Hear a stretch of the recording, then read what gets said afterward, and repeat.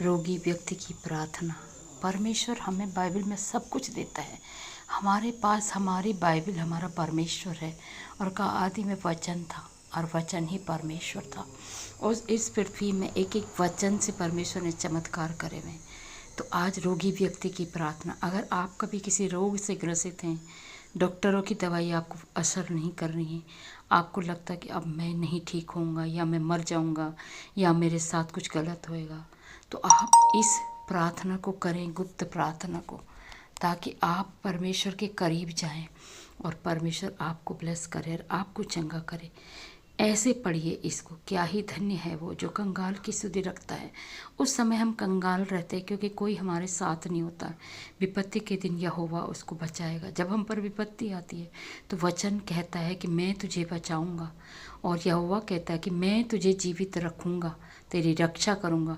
और पृथ्वी पर भाग्यवान होगा कौन, जो रोग के समय परमेश्वर के नज़दीक जाएगा। और जिन शत्रुओं की वजह से आप और हम रोग और व्याधि में होकर सैया पर पड़े हैं, यहोवा ही हमें संभालने वाला है। वो उस रोग में उसके बिछौने को उलटकर ठीक कर देता है। मैंने कहा है यहोवा। उस रोगी व्यक्ति ने, जब दाऊद बीमार था, जब अयूब बीमार थे, जब बाइबल में और कोई भी बीमार रहे होंगे, उन्होंने ये दुआ और ये प्रार्थना करी होगी तो परमेश्वर ने उन्हें चंगा किया है। मैंने कहा है यहोवा, मुझ पर अनुग्रह कर, मुझे चंगा कर, क्योंकि मैं तेरे विरुद्ध पाप किया है। अगर हमसे कोई गलती अपराध हो जाते हैं, उनकी क्षमा मांग कर उस रोग से बचाव के लिए उस अनुग्रह की मांग कीजिए, जिससे परमेश्वर आपको चंगा करेगा। वो अनुग्रह क्या है कि यीशु के कोड़े खाने से हम चंगे हुए हैं, यीशु के लहू से हम शुद्ध हुए हैं और हमारे पाप क्षमा हुए हैं। मेरे शत्रु यह कहकर मेरी बुरे, तब जब हम बिस्तर पे पड़े रहते हैं, बीमार पड़े रहते हैं, हमारा दुश्मन हमसे कहता है, वो हमारी बुराई करेगा और कहता है ये तो मर जाएगा, इसका नाम ही मिट जाएगा। लेकिन जब हम उस अनुग्रह को पाते हैं तो उसकी बातें व्यर्थ निकल जाती है और उसका मन अंदर अधर्म की बातें संचय करता है।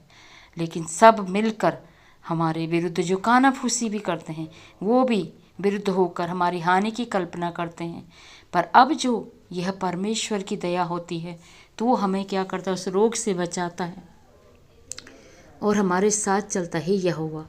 तो हम पर अनुग्रह कर हमें उठा कि मैं उनको बदला दूँ। हमें किसी से बदला नहीं लेना, क्योंकि परमेश्वर ने कहा बदला लेने वाला मैं हूँ, शत्रु हम पर जयवंत नहीं हूँ। यही अनुग्रह परमेश्वर से मांगिए और वो खराई से तुम्हें संभालता है, सर्वदा के लिए तुम्हारे सामने रहेगा। इज़राइल का परमेश्वर यहोवा आदि और अंत है, अनंत काल तक धन्य है। आमीन आमीन आमीन।